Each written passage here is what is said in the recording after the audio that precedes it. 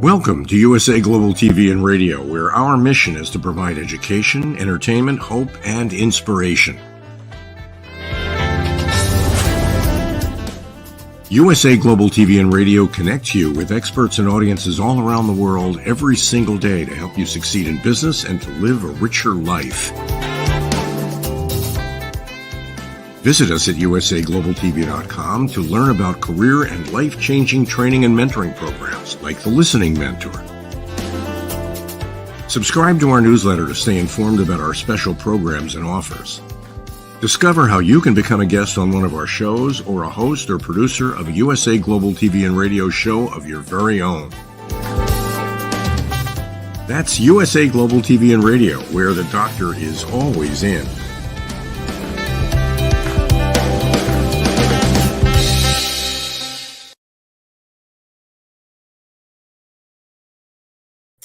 Good morning, good afternoon, good evening, and welcome to USA Global TV and Radio, wherever you are in the world joining us. Thank you for being here. I'm Dr. JACALYN KERBECK, and our show today is The Corner Bookstore. And we are thrilled to welcome back Mark Leslie, who's been with us before and has some exciting updates to share with us. Before we bring him out, let's bring the star of our show. You can see some of her books here, and we're thrilled to know that she has more and more books that she's putting out there to help change people's lives. Welcome, DIANN FLOYD. Hi, Dr. JACALYN. It's great to see you. Thanks. It's great to see you as well. And we need to get some more bookshelves for all of the books that you're putting out. I think for your books as well. I'm excited. I just ordered on Amazon the Kindle, so make sure you tell everyone about it because I know I'm excited. Thank you. I'm excited too. You're actually a character in the book. So I'll just bring it up quickly because you mentioned that. So now we can just show people what we're talking about. That we have a children's series that is really to help children and their families learn how to listen. It's a 7-book series, and I'm writing it with Mariska Dupria from New Zealand, and Madeline Chan has joined us for this book, which is exciting. So this book is The Ocean Calls and Lady Ella Listens, and each of the animal characters on the book cover is someone who is a graduate of the elevated listening program that I offer. So DIANN, which one are you? I'm the seal. What's your name? Flap, flap, flap, flap, flap. You're the seal and I'm the ladybug. And the ladybug is dedicated to my great niece whose name is Ella. So it's Lady Ella with the sunglasses because she's flying in to help out the animals who have been stuck in a net because of all the pollution in the ocean, and the ocean cries out and calls for Lady Ella to come and help, and all the animals have to work together with the mermaid as well to help save their friends. So thank you for mentioning that, bringing it up. You're welcome. It's just so clever. Thank you. DIANN, tell us about your most recent works. I know you made an announcement not that long ago, but just remind our audience or for people who are new, and then we'll bring out Mark. I'll tell you what, I'll let this place be the first place to hear just a snippet of, so I signed a contract with the new publisher, a full-fledged publisher, Norns Triad. I'm very excited. And a snippet is with the new children's book that'll be coming out in July. So not sure the date yet, but we have that down. Is the illustrator is the same one who's done Charlie and the Tire Swing. And you see both Charlie and she also did A Song of Peace up there. So I'm very excited that she's joining me again, Judy Gaudette. So very honored. So there is a first announcement on the book. No title yet. That's super fantastic, DIANN. I'm really happy for you. And just keep writing those books. We'll just get bigger bookshelves, or maybe we'll just move me out of the way and just have all books. So, but you're so funny. Never. Well, once again, we have a wonderful guest who is brought to us by your special person, Mickey Mickelson, who's done really well by sending us so many people. We're really so appreciative of the partnership that we have with him. And we're also going to be bringing out Mark Leslie, who works with Mickey as well. So Mickey, if you're out there, thank you so much. Really do appreciate you. Mark Leslie is the author of Lover's Moon. He is also a very funny guy. He's got a great personality. He's the owner of Stark Publishing, and he's authored many different types of books and novels. And he is a craft beer connoisseur. What is the word? Connoisseur. Connoisseur, that's it. Craft beer connoisseur. I think he collects skeletons, which is I believe so. and he's just a guy who you want to be around. So let's bring him back out. Mark Leslie, welcome. Dr. JACALYN, Diane, it's always so amazing when I get to bump into you in the corner bookstore. Thank you. Who would have thought we'd all be here at the same time? Yes. Yeah. So, Mark, you're also a book nerd. What does that mean? It means that, I mean, my entire life has been about books. I've been a bookseller since 1992. That was the same year that my very first short story was sold.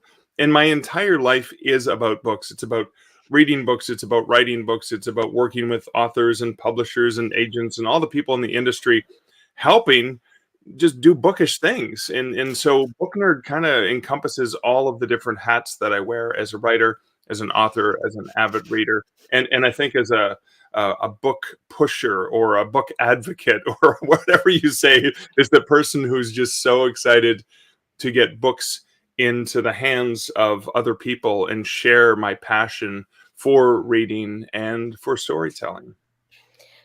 Fantastic. And Mark, does the craft beer go along with the book nerd? Are you drinking the beer while reading, or they're totally separate? They go hand in hand so much. I mean, books and beer are two of the best bees in the world ever.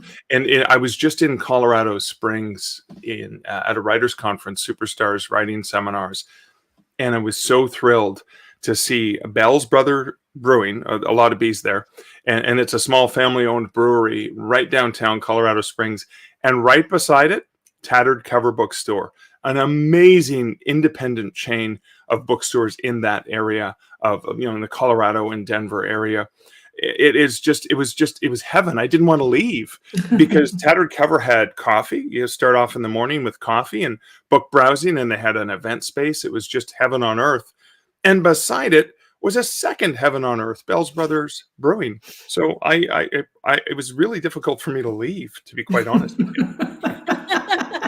I love that name, Tattered Bookstore, is it?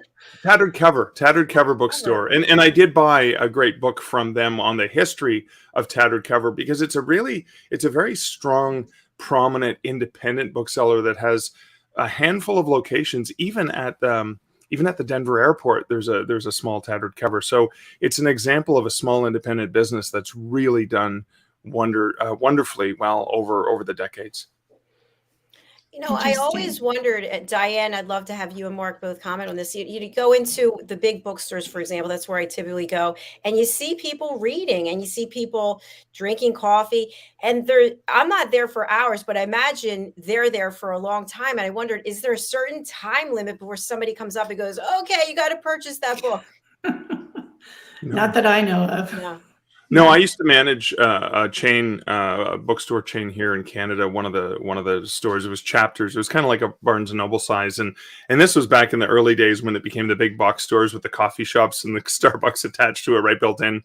And there were couches and tables, and the whole idea was to allow book nerds to just feel welcome to come in and enjoy the place. And I'll never forget, at the time, the CEO, Larry Stevenson, I remember him saying this to the managers when he was coming around and talking to, management groups. And he said, it's okay that people feel comfortable coming in, putting their feet up on the tables, relaxing, acting as if it's their living room, because we want them to feel comfortable. We want them to know our love of books and that they share in that love of books, and they feel so relaxed in that space. So no, there was never a case where we asked somebody to leave. We wanted to welcome them in. Of course, closing hours, at 11 p.m. when the store has to close. Well, okay, sorry, but we have to go home to our families now, etc. But no, it was just I really love that experience. And that's what I loved about Tattered Cover is I went in there with a friend of mine.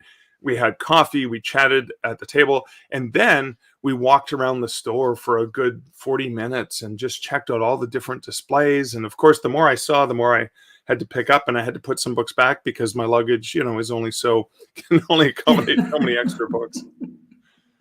That's I great. love that.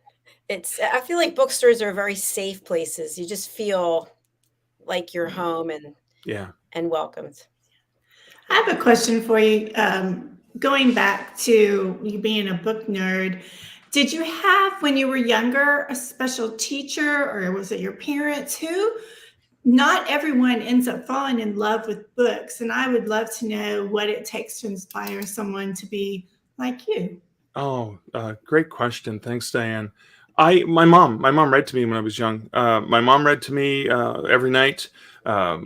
Books, little Disney books and just different books. My Baba, my mom's mom, also read to me when I was young, and then they were excited when I started reading to them. That was a really great pivotal moment in my life. My mom also worked at the local mini mart, a sort of convenience store, corner store. And I think it was every Tuesday or Thursday when the magazines and comic books came in. My mom would always buy comic books to take home for me. So I was always really excited. And that passion and love for reading just continued to grow. When I got older, grade 7 and 8, Mr. Roberts, who was an English teacher in our middle school, also was the librarian. And he had this amazing narrative voice. And I remember him reading The Hobbit to us, and he read The Chrysalids, and he read, there was another, it was sort of a science fiction, a young reader, young adult science fiction. And I just remember how wonderful it was because I learned the power of oral storytelling. I listen to audiobooks as well as read ebooks and print books as well today. And I just remember just how impactful that was and just how intimate it was, because that's what a book is. It's a really intimate experience where the author and the reader are connecting in, time and space are not even existent. They're just, their minds, their hearts, their souls are enmeshed. And when you have a great oral storyteller like Mr. Roberts was, it really fuels your passion for storytelling and for reading. So, and I've been very lucky. I've had so many great teachers over the years who continued to recognize my passion for writing and for story and to fuel that. And so I think I've been very fortunate to have had so many great bookish influences my entire life. Lovely. That's great. I love it, when our listeners are able to really get to know the authors. And so you're pretty cool. Mark, I understand that your first short story was published somewhere in 1992 or so. And can you tell us a little bit about that? So that was it was a YA humorous tale, and it was called The Progressive Sidetrack. I originally wrote it for a grade 13 or senior year English writing class, and ended up submitting it to a market called Chapter 1. And Chapter 1 was looking for stories from authors who hadn't really had anything published yet. And it was a digest-sized magazine. It was published quarterly. And it was my very first sale. I think it was, I earned $5 for that story and a copy of the magazine. And the story was, I remember my English teacher reading it. She said, I've never seen the movie Ferris Bueller's Day Off, but this reminds me of what it would be like. It was basically this a humorous story of a young man who had a crush on this girl, and he wanted to ask her to the dance, but he was too nervous. And every time he kept building up the courage, something would happen to take him away from or distract him from getting to her. Like, just as he gets the courage, something happens and he gets whisked away, or something happens, and that constantly is happening throughout the story. And it again, I've only published one other young adult story that was more science fiction. So it's kind of interesting that I seem to have returned to humor in my novels after that very, very first sale, because most of the stuff I was writing was speculative fiction, Twilight Zone kind of stories, horror stories, and really, really dark stuff. And it's interesting now that you've asked that, is that, oh wow, now I'm writing urban fantasy novels for the most part with humor, with a lot of humor in it, because I think there's just been always something that I've really enjoyed, and because it's something I enjoy, it's something that I probably enjoy putting into my works. Great. Thank you so much. Yeah, that is great. And speaking of humor, you mentioned backstage about John Candy, and Yeah. tell us tell us a little bit more about the connection. Yeah, so I mean, John Candy, an amazing Canadian actor who's no longer with us, but he is with us in so many ways with all of the great work that he put out. And I'm a huge fan of many John Hughes movies. One of my favorites of all time is Planes, Trains, and Automobiles. So 1984, Steve Martin and John Candy were the two main characters in that. And there's a scene in the LaGuardia airport where John Candy and Steve Martin's characters, Del Griffith and Neil Page, meet for the first time, actually officially meet for the first time. And John Candy's reading a book that looks exactly like this. And he looks over his book and he says, "I know you, don't I? I'm usually pretty good with names, but I'll be darned if I haven't forgotten yours." And Steve Martin's character says, "Well, I hailed a cab on Park Avenue earlier today and you stole it." And John Candy's character had accidentally taken a cab that he had tailed down. And anyways, so this book that he was reading was obvious to me that this was a nod to, Candy's Canadian heritage. And it intrigued me so much. And then years later, decades later, I saw the same titled book with a slightly different cover and model on it in Deadpool 2 from Canadian actor Ryan Reynolds, where he had his character reading this book. And I thought, oh, wow, this must be one of those things they do in movies. Like, the telephone number 555 is an exchange used universally in different movies. Sometimes there's movies that have the very same newspaper, or there's even a death cry, and I forget the name of it, where that was used in an old Western, decades and decades ago. And as a nod to that original, sound effects artists use that sound in modern movies. And I thought this must have been that kind of thing. So my goal was, why don't I make it a real book so that I could just put trivia about the movie Planes, Trains, and Automobiles in the book and give fans something kind of cheeky and funny, and only diehard fans are going to recognize it. So it was very much a passion project for me. And it was a passion project that interestingly kind of exploded in so many different ways, because I found out it was a real book. It was a real book that was published in 1984. This is a replica of the book by Beeline Editions, which was an adult novel publisher, and it went out of print within the first year. It was never filed for copyright, and the publisher went bankrupt.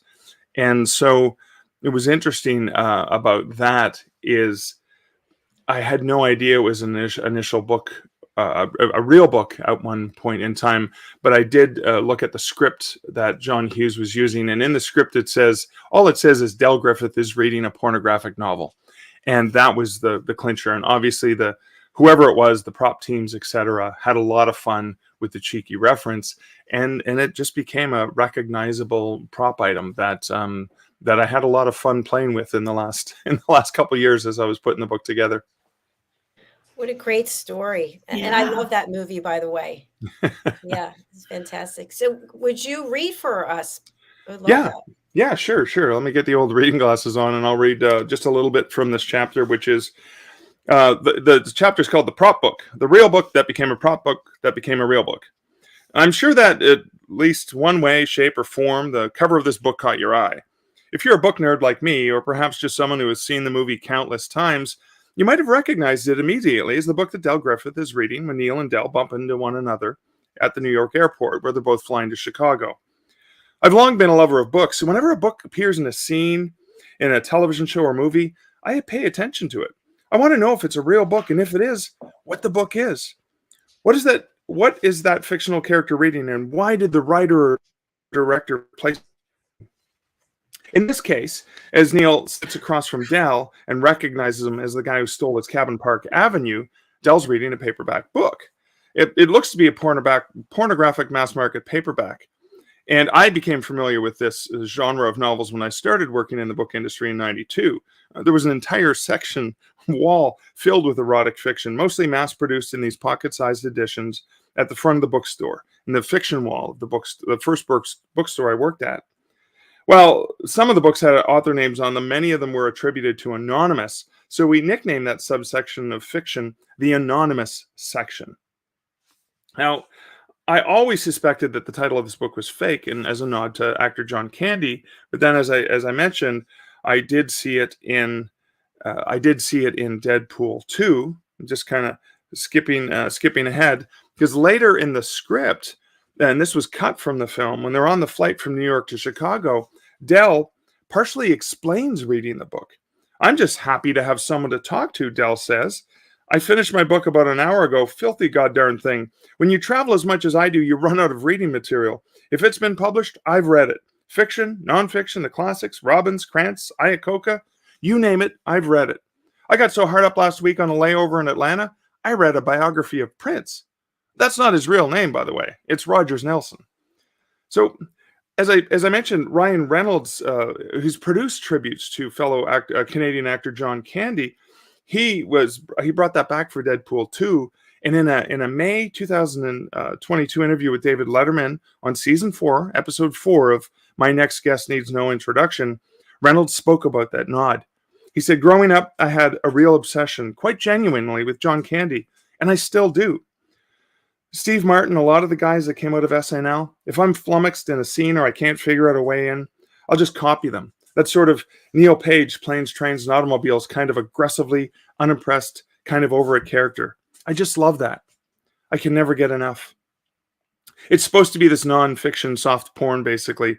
One of the sorts of trash way sub Daniel Steele. We're talking nasty. He reads it in Planes, Trains, and Automobiles, and I have that book. Not the exact one he's holding, but I had it remade for Deadpool. And that's true. Ryan Reynolds' character, Wade Wilson, can be seen holding that replica book in the superhero film. And so that's just a little bit of story behind the story from the book. I later go on to explain that somebody in publishing reached out to me and informed me that it wasn't a prop book, it was a real book. And that's when I sort of changed the research and added a whole bunch of research. And that's why I was able to get access to the artwork to make it look even more like the original book, so that fans like me who were very curious about this had a really fun prop book to read. And I think one of the interesting things about the prop book is I did not expect it to sell as well as it did. Apparently, there's a lot more fans like me who recognize the book and were interested in it. And a lot of the people, I created a hashtag to use in social media, hashtag Reading Canadian Mounted. And I have a lot of people who, when traveling, take the book with them, sit in airport lounges, and take selfies of themselves reading this book all over the world, on planes, at bus stations, etc. And sort of, as a cheeky nod and sort of whatever. And they usually tag me on social media. And then sometimes they either get people looking at them strange, like, wow, look what they're reading. Or they get fans who recognize it and say, "Where did you get that book?" And as an author, that's what you really want people to say when you're caught reading a book is, "Where did you get that book?" And so, unlike this is published by Stark Publishing, my imprint, and unlike most self-published or indie published books, this one is selling like crazy in paperback. Very few, maybe 150 copies of it in ebook have sold, which is usually it's the opposite for indie authors.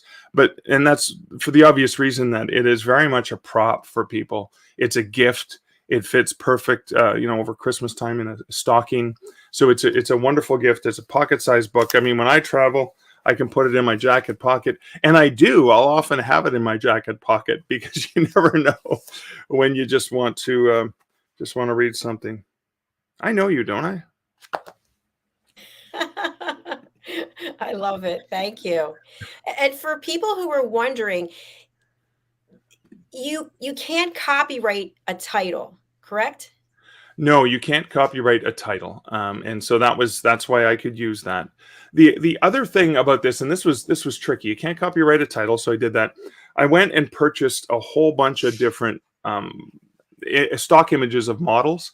Went back to my cover designer, and we Frankensteined a model together because we couldn't find the model in the right pose. So in the book, I have some pictures of, okay, so I licensed this image and this image and this image, and we kind of used her arm and her torso and her hair and her face, put them all together, and we made a mock-up version. But then when I found out about the original and that it had never been filed for copyright, it went out of print, and the company went bankrupt, that I basically got a scan of the original cover model, adjusted it a little bit. I purchased the fonts. I couldn't replicate the exact fonts, but I purchased a license for the font that I used for the title to make it look as close as possible to the original, and then released it with the book looking as much like the original as possible. So on the original book, there's a little logo in the corner that says Beeline, and that was the logo of the company. I didn't even know at the time when I created it, but I just put Stark. And then there's the quill from Stark that I put up there. It looks like a bee or a cross or something like that. And in the original book, it just says, Beeline and the price of the book and part of the ISBN, the book number. And I just changed that text to a trivia guide to planes, trains, and automobiles. So the actual subtitle is right on the cover of the book. So again, when you first look at it, it looks very much the same. But when you look at the details, you find out it's uniquely different. So the original book, the back cover says, Northern nymph is sexually very free. Throughout the land of Canada, many men have had her. Some are famous, some are shady, but they all agree she's one very horny lady. That's the original. My version, which looks the same, says Northern Tribute. In the movie Planes, Trains, and Automobiles, John Candy is seen holding a paperback that, in the original script written by John Hughes, reads that Del Griffith is reading a pornographic novel at the airport. That's what inspired this book. So again, on the surface, it's really hard to tell. I think one of the most exciting things I saw on social media was Jennifer Candy, John Candy's daughter, on Instagram, holding up a copy of the original book and a copy of my version of the Canadian Mounted. And I thought, oh my God, so cool to see something like that she was pretty excited. Somebody bought both copies for her and shipped them off to her. And I was just thrilled to know, maybe I entertained her in some small way, the way her father entertained millions and millions of people around the world. That is really cool. I love that. That's a great story. That's a great story. I think what I love about this book you've done is that A, it wants me to go watch the movie again and look for it. But B, I love trivia. So now I would just, want to be looking and then what? Oh my God, that's so right. I'm going to buy the book. I want to be seen holding the book in various places. If I could ship it off to heaven, my brother, who's like loved movies, and he'd watch a movie over and over again and look and say, look, that's where they changed the shoe. The hills are different. Look, that's where he would go crazy for this book. I had to watch it countless times because I would put it on with the timer on and I would watch for a minute, and then because I was looking for continuity errors. I mean, I love the movie. I love everything about it. I think it's a beautiful movie, fantastic, but there's still bloopers and errors in it. And so I made notes of where in the movie you see certain bloopers and things like that. So Neil Page, Steve Martin's character, is running after the cab that Del inadvertently stole. And as he's running down the street, he's holding the briefcase in one hand. And then in the alternate shot from a different angle, it's in a different hand. And it looks good on camera because it kind of matches. The briefcase is on the same side, but you realize he switched from left to right in a split second, which is sort of an error. But there's also really cool trivial things. So Del Griffith is a shower curtain ring salesman. And when the cab takes off, just prior to that, in an earlier scene, Steve Martin looks down. He's looking down because he's going to put something in the trunk. And all he sees is the cab take off, and there's a puddle, and just you see the ripples in the puddle. And in the puddle are 2 shower curtain rings.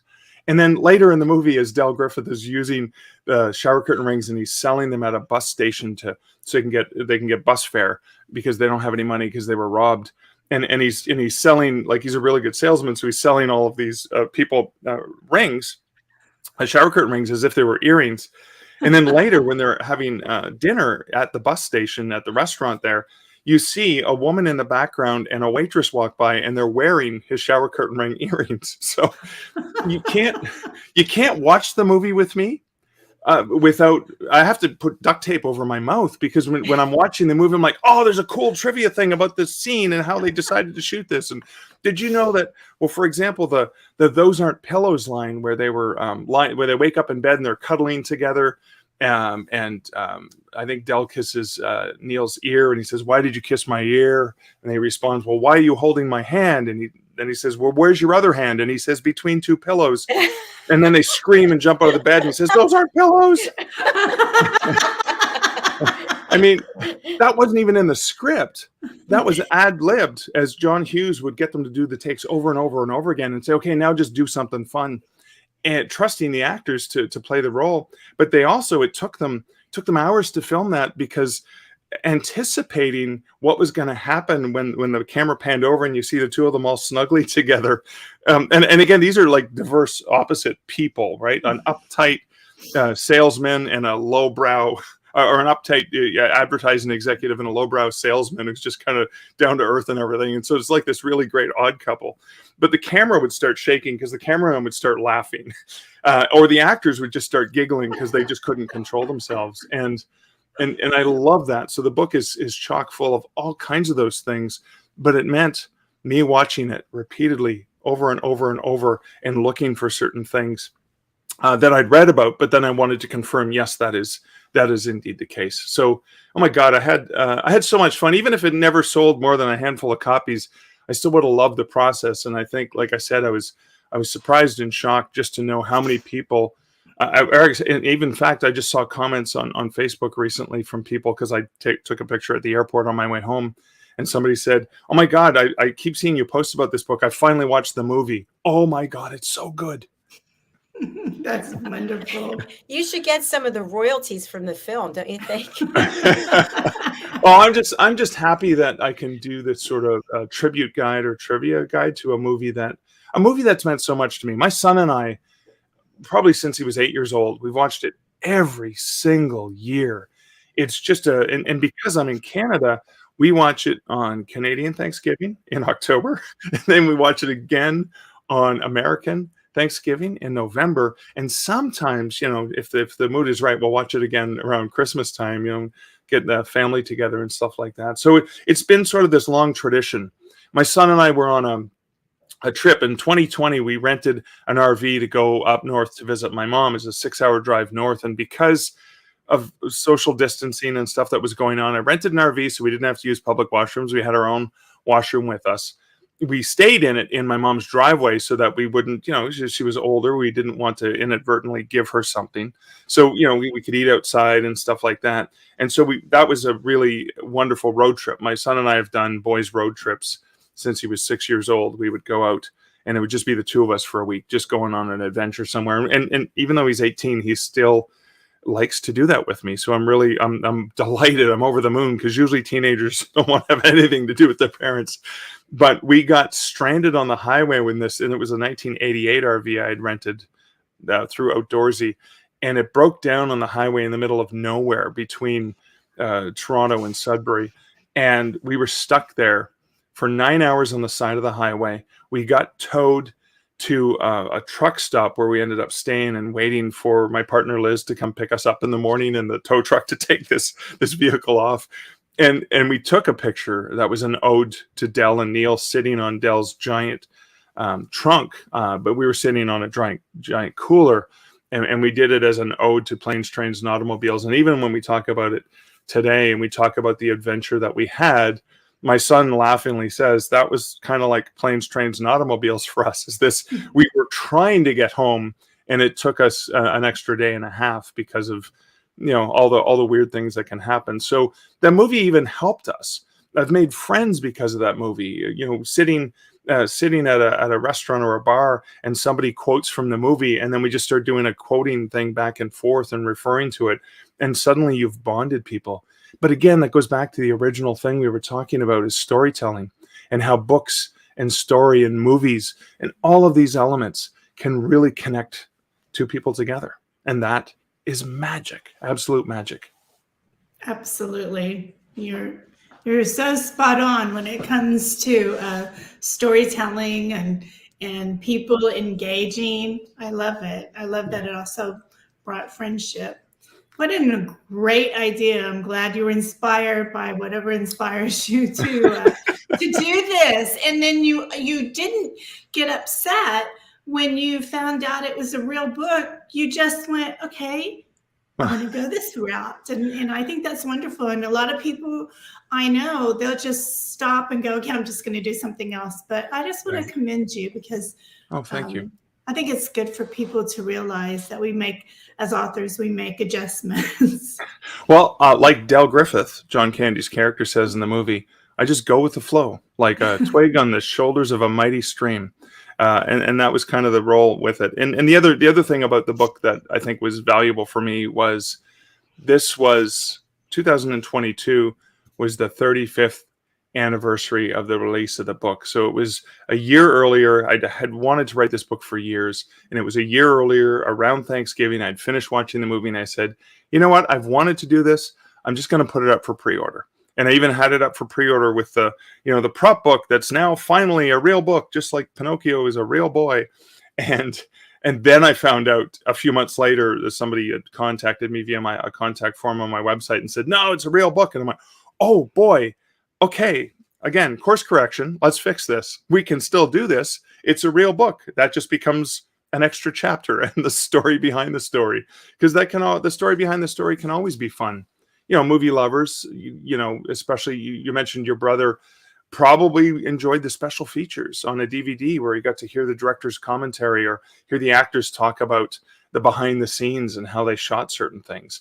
For me, that's always been fascinating, whether it's movie or even books, reading the notes. I think growing up reading Piers Anthony's fantasy novels, and I remember loving the author's notes at the end of the book because it was an insight into the creation, and again with the Xanth series, of the ridiculous puns, which now that I'm a father and I'm obligated to make people's eyes rolls with dad jokes, that was a really important factor. So again, there's something to me really special about when people can share their passions for something, and you can get that behind the scenes, because other writers like it, but readers tend to also enjoy it, particularly when they're really, really into something. Absolutely. I love behind the scenes, and yes, my brother did. And I love behind the scenes when it comes to the songs, and why artists record them. So exactly. Yeah. So I have a question for you, if it's okay, Dr. JACALYN. Sure. I'd like you to be thinking about something before we close.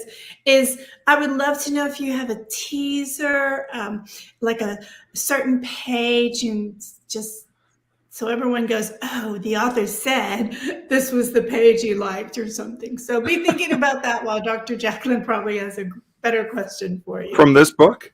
Yeah. Okay. Because I know when I get this book, I'm going to look for that page. All right. Or, okay. a joke or scene. Gotcha. All right. Yeah. Do you have it? Yeah, sure. Oh, you do? Okay. Yeah. So the page number in the book that you're going to want to check out is page 91. And that's because this is a chapter I've called Delisms. So Del Griffith has so many unique sayings in the movie, like you'll have a better chance finding a three-legged ballerina than you will getting a flight out of here tonight, or and if they said Wolverines would make excellent house pets, would you believe them? And all of these little Delisms throughout the movie. So I include Delisms and where in the movie they come, but then I also include Delisms that were on the cutting room floor. So they were in the script, the final shooting script from John Hughes, but didn't make it into the floor. And because even if you read the ones that were not uttered by John Candy in the film that we know and love today, you can still recognize just how beautiful it would have been to hear John Candy say that. So that's something that I think is a lot of fun, because who doesn't want a good Delism, right? I did the old, go with the flow like a twig on the shoulders of a mighty stream. All of those things are just so many memorable lines from the movie. That is too cool. Thank you for sharing. Thanks. I Great love question. I'm going to be searching for the movie tonight. I hope I can find it somewhere. The Oh. whole premise of selling shower ring. I mean, it's just crazy, isn't it? Well, he works for American Light and Fixture Shower Ring Division. Yeah. No. Yeah. I guess somebody has to make them and sell them, right? Yeah. Well, Mark, sadly, we're at the end of our show for today. So I've really enjoyed this, and it's just really entertaining as well as educational. So thank you for that. Thank you. It's always a Yes. pleasure. How can people reach out to you, and who would you like to contact you? If you want to check out this book or any of the books that I have, you can check me out at markleslie.ca. I'm on most of the social media platforms. You can also, of course, if you Google the Canadian Mounted, I'm sure it'll come up on the retailer of your choice. I know it is something you can special order through a local independent bookstore as well. It is available through them, but it's also available through online bookstores and places like bookshop.org, which is a supportive of independent bookstores throughout the United States. Wonderful. Well, thank you Great. again for being here, and I hope you come back and see us in the future. I will. Thanks. Thank you. Bye for Take now. care. I just love that. So much fun. It was so much fun. And I love hearing authors share their personal experiences as well. And I appreciated him sharing how he and his son have bonded through this and watch it, Now, Yeah. when I think of saying to all my friends in Canada, happy Thanksgiving, I'm going to think of that movie and then. Mark is he's really very dimensional, and I Yeah. really enjoy. I was going to say enjoy his company, but he's over there and we're here. So I know. Maybe we could do a Zoom and have a craft beer together. yeah, that would be fun, Diane. We each will be in a different craft zone, For How's sure. yours? How's yours? The champagne of beers. That's what That's I want. right. So, Diane, our next show is coming up, the Film and Music Show. And we've got a wonderful performer who's joining us. But before we go over to there, how can people reach out to you, and who would you like to contact you? Sure. Thank you. And listeners, thank you for listening and watching. We love you and we appreciate you so much.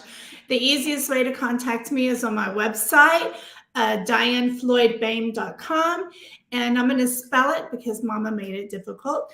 DIANNFLOYD, B as in boy, OEHM, DIANNFLOYDBOEHM.com. And I would love to hear from anyone, whether you're wishing you could figure out how to write, or you want me to come to a school and read to the kids and inspire them to be writers or singers or whatever. I love connecting people and inspiring and help people to find the kindness inside them and help others. Thank you, Dr. JACALYN. Thank you, Diane. Thanks for being here. And thanks to everybody who is taking this journey with us. We have approximately, on average, like 28 to 30 shows a week. And we're adding some more all the time. I just need to find more hours in the day. And Yeah, now you we're going are amazing. into the night. So thank you again, Diane. And please stay with us as we'll be right back with the Film and Music Show. Bye for now. Bye, everybody. Bye.